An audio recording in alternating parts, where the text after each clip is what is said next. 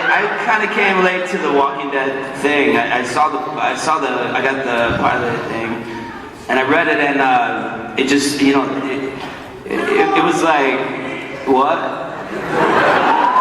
It was like, buddy roommate drama, cop show, fucking lawyer show, Walking Dead, and I was like, get me in on that. And they said all the roles are pretty much taken, and I think they originally were gonna see me for like a future guest part or something, I don't know, but I went in and I read Merle's lines, and then I heard that Rooker had the part, and then I went back to New York, and they brought me back in to read again, and I thought maybe Rooker couldn't do it or something, or he said no for some stupid reason, and then you can do it.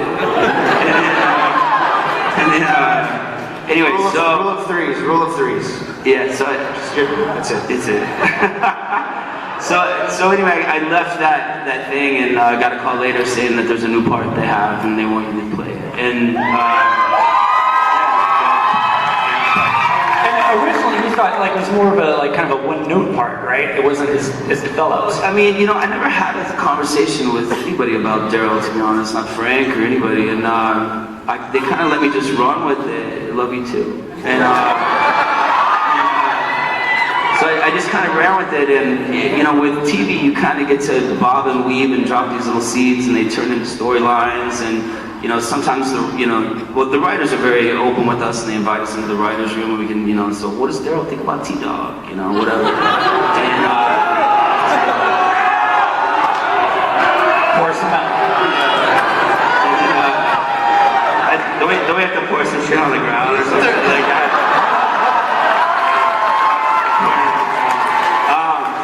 But anyway, but sometimes, I say something, they're like, no, Norman, shut up. No, you can't do that. So, it's a collaborative thing, so it's cool. What about you, Laura? I mean, how did you, it was a pretty sudden move for you, right? Yeah, it was good. I was in Ireland. I love you. And I went to Ireland for a wedding, and I auditioned the day I got there. I sent a tape over, and then it was a 4-day wedding, because they do it well over there. And then the second day they said, come to Atlanta and test with Steven. And they called back, and then they said, don't test, just come over. And so I left the wedding and went to start on The Walking Dead. So it was the beginning of a wonderful story. How has what was turned into matched what you expected? I mean, did you expect it to be such a physical, grueling thing, or that you'd be covered in shit at all times? No idea. I mean, when I first watched the series, I watched the whole series in one go, the first 6 episodes, and I was on a plane when I was watching it.